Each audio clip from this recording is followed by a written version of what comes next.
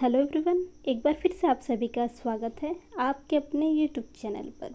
आज की इस वीडियो में हम लोग देखेंगे सी टेट पेपर 1 तथा सी टेट पेपर 2 के लिए सीडीपी के कुछ महत्वपूर्ण प्रश्नों को। एक बात कहना चाहूँगी आप सभी से कि जब भी आप सी टेट का जैसे भी तो फॉर्म फिल हुआ है और आपका एग्ज़ाम जो है 15 दिसंबर को आपका एग्ज़ाम प्रस्तावित है, ठीक है। तो इस पेपर को क्वालिफ़ाई करने के लिए जो सबसे इम्पॉर्टेंट चीज़ होती है कि हमें क्या है, ज़्यादा से ज़्यादा प्रैक्टिस सेट करना है। क्या है, सीटेट केवल पढ़ने से हम लोग क्या होता है क्वालिफ़ाई नहीं कर पाते। पढ़ने केवल अगर बच्चा पढ़ रहा है तो इसमें ऐसे केसेस आएंगे, किसी का 1 नंबर से रुक रहा है, किसी का 2 नंबर से, इसलिए ऐसे केसेस ना आए। तो आप लोग इसके लिए जो सबसे ज़रूरी चीज़ होती है कि ज़्यादा से ज़्यादा मॉक टेस्ट दीजिए, ज़्यादा से ज़्यादा प्रैक्टिस कीजिए, यानी अभ्यास करते रहिए। इससे क्या है कि आप एग्ज़ाम में बैठेंगे तो आपको कन्फ्यूजन नहीं होगा। सीटेट के एग्ज़ाम में क्या होता है, ऐसे क्वेश्चंस क्या होते हैं, वही रिपीटेड ही क्वेश्चंस होते हैं, ज़्यादा घुमा के पूछते हैं। इसलिए आप अगर ज़्यादा से ज़्यादा प्रैक्टिस करेंगे तो आप इस एग्ज़ाम को अच्छे नंबर से क्वालिफाई कर पाएंगे। तो चलिए शुरू करते हैं। पहला प्रश्न है, एक आदर्श अध्यापक में पाया जाने वाला गुण है। क्या लोकतंत्रात्मक दृष्टिकोण, विषय वस्तु पर अधिकार, बाल मनोविज्ञान का ज्ञान या फिर उपयुक्त सभी। तो क्या है, एक आदर्श अध्यापक में जो पाया जाने वाला गुण होता है, लोकतंत्रात्मक दृष्टिकोण होता है। उसे क्या, विषय वस्तु पर अधिकार, यानी कि उस ज्ञान का उससे मतलब विषय वस्तु पर अधिकार यानी उसे ज्ञान होता है, जो भी सब्जेक्ट पढ़ा रहा है उस पर उसका अधिकार होता है, यानी कमांड होता है। थर्ड है बाल मनोविज्ञान का ज्ञान, बिल्कुल हमें बच्चों को ही पढ़ाना है तो हमें बाल मनोविज्ञान का ज्ञान बिल्कुल होना चाहिए, इसलिए आपका ऑप्शन 4 करेक्ट हो जाएगा। प्रश्न संख्या 2, पिछड़ा बालक वह है जो अपने पाठशालाई जीवन के मध्य, जो कि 10 से 11 वर्ष में, अपनी आयु के अनुरूप सामान्य कक्षा से नीचे की कक्षा का कार्य न कर सके। यह बताना है, यह कथन किसका है, सिरिल बर्ट का है या फिर टर्मन का है या फिर टेलर का, या इनमें से कोई नहीं।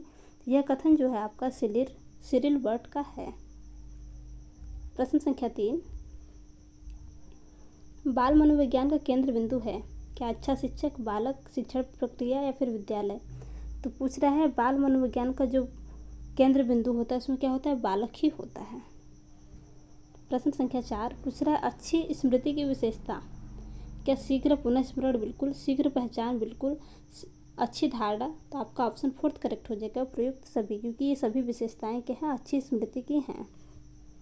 प्रश्न संख्या 5, संवेग शब्द का शाब्दिक अर्थ आपको बताना, क्या क्रोध और भय है या फिर स्नेह है या प्रेम। बिल्कुल नहीं। थर्ड है उत्तेजना या भाव में उथल पुथल, या उपयुक्त में से कोई नहीं। तो आप समझ गए होंगे कि आपका ऑप्शन 3 करेक्ट हो जाएगा। संवेग का जो शाब्दिक अर्थ होता है उत्तेजना या भाव में उथल पुथल। प्रश्न संख्या 6, निम्नलिखित में से कौन सा बच्चों के संवेगात्मक विकास के लिए सर्वाधिक उपयुक्त है। कौन सा बच्चों के संवेगात्मक विकास के लिए सर्वाधिक उपयुक्त है।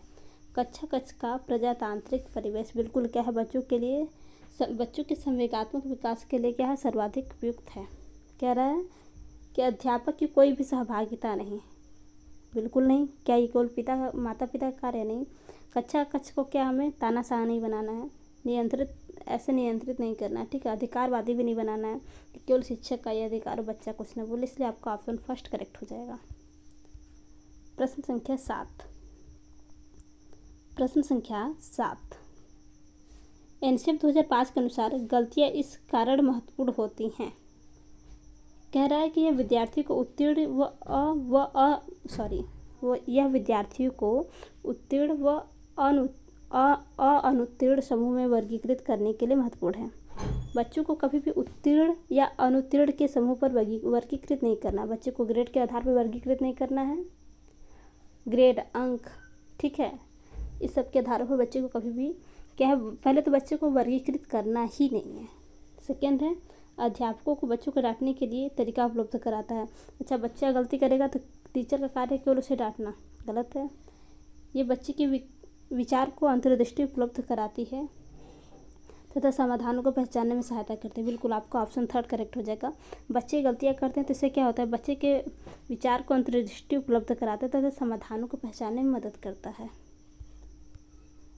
प्रश्न संख्या 8, डिसलेक्सिया का संबंध है पढ़ने की अक्षमता से, लिखने की क्षमता से, आंकिक अक्षमता से, तार्किक अक्षमता से।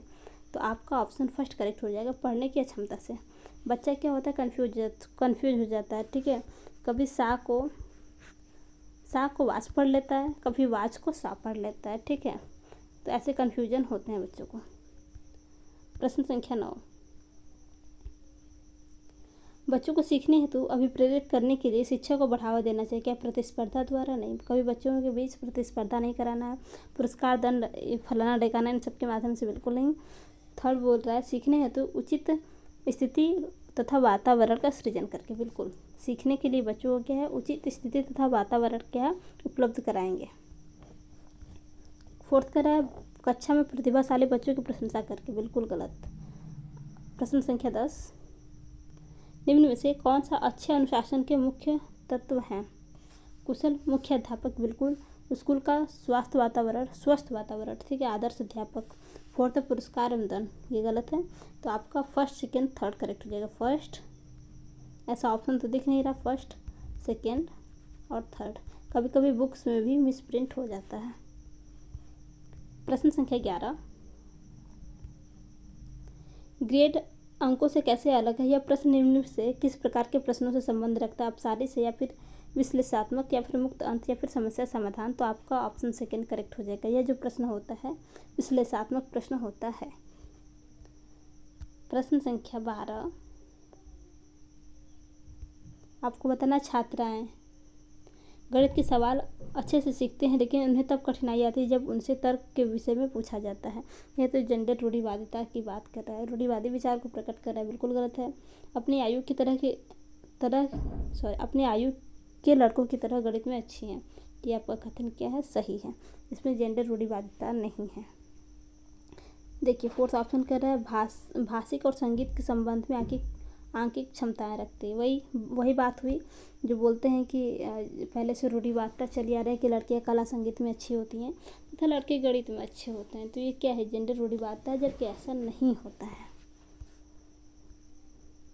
प्रश्न संख्या 13,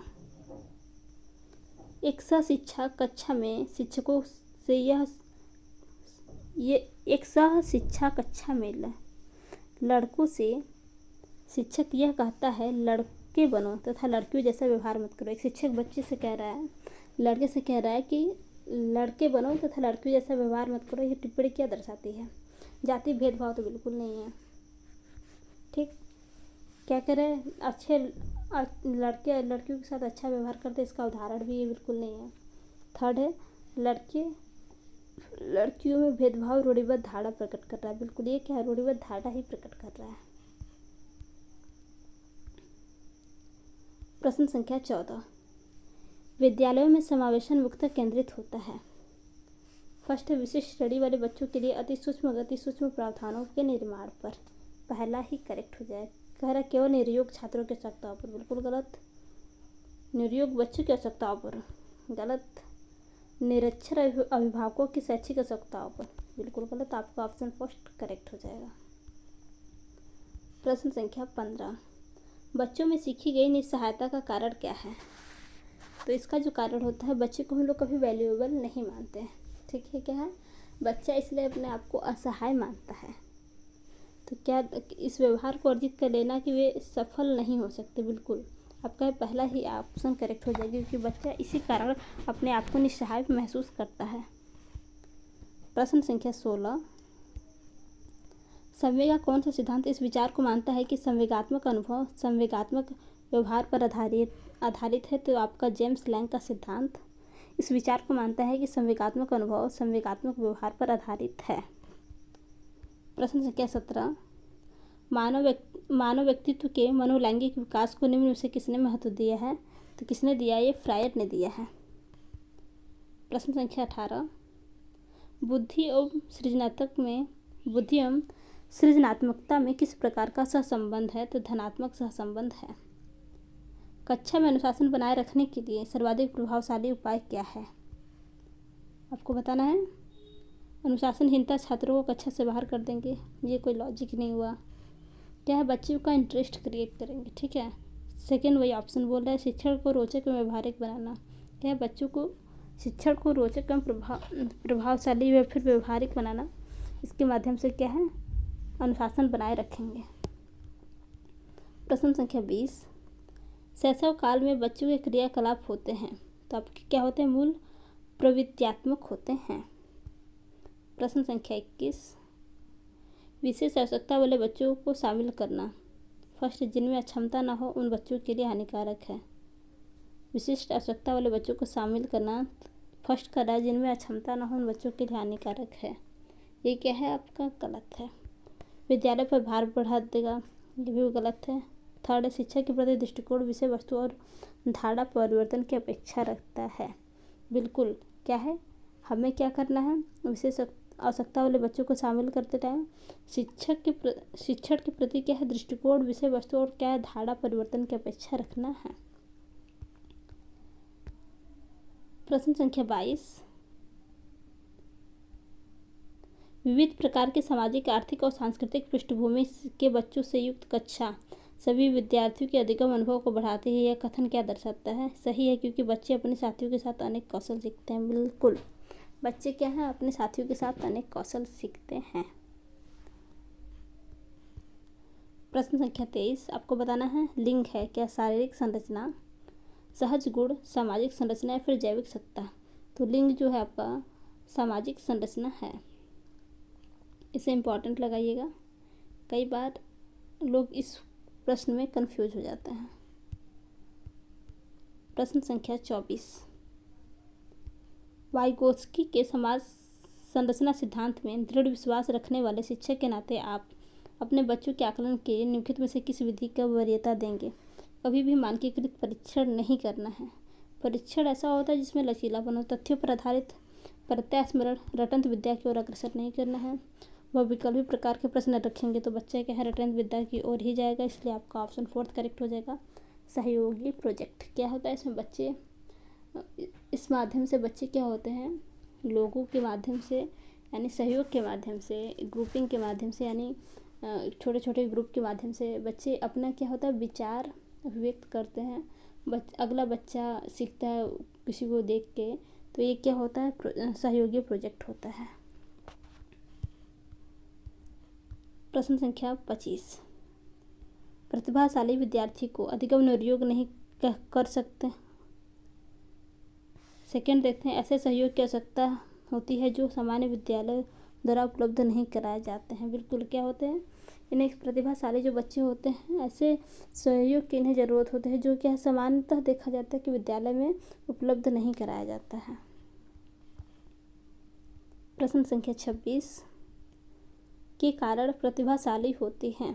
क्या मनोसामाजिक कारकों के कारण या आनुवंशिक संरचना के कारण या फिर वातावरणीय प्रेरणा के कारण या फिर आनुवंशिक या वातावरणीय दोनों के कारण। तो आपका ऑप्शन 4 करेक्ट हो जाएगा। क्या है, किसके कारण प्रतिभाशाली होते हैं, तो उनके जो होते हैं आनुवंशिक रचना तथा वातावरणीय अभिप्रेरणा दोनों होती है, इसलिए आपका ऑप्शन 4 करेक्ट हो जाएगा। प्रश्न संख्या 27,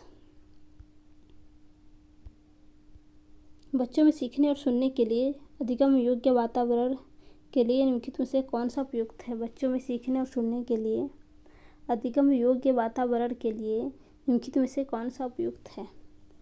विद्यार्थियों को यह छूट देना कि क्या सीखना है और कैसे सीखना है। बिल्कुल क्या है, बच्चे को यह छूट देंगे कि क्या सीखना है और कैसे सीखना है। कह रहा है एक लंबे समय के लिए निष्क्रिय रूप से सुनना, गलत है।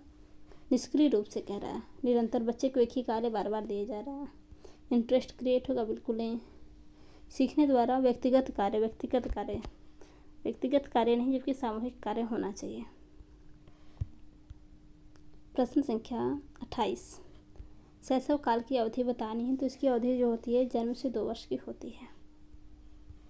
प्रश्न संख्या 29, पियाजे के अनुसार 2 से 7 वर्ष के बीच का एक बच्चा संज्ञानात्मक विकास की किस अवस्था में है।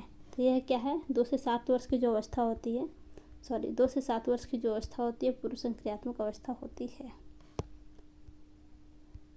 प्रश्न संख्या 30, शिक्षा का अधिकार अधिनियम 2009 के क्रियान्वयन के बाद कक्षा प्रभावित है, नहीं प्रभावित तो हुआ है, गलत है। सेकेंड है, जेंडर के अनुसार अधिक समझाती है, नहीं। जेंडर के अनुसार अधिक समझाती है। आयु के अनुसार पहला कह रहा है जेंडर के अनुसार अधिक समझाती है, जेंडर के अनुसार। थर्ड कह रहा है आयु के अनुसार अधिक समझाती है, कि हर आयु के अनुसार अधिक समझाती है, इसलिए आपका ऑप्शन थर्ड करेक्ट हो जाएगा। सो फ्रेंड्स, अगर आपको आज की वीडियो हेल्पफुल लगी है तो वीडियो को ज़रूर से ज़रूर लाइक तथा सब्सक्राइब करना ना भूलिएगा। धन्यवाद।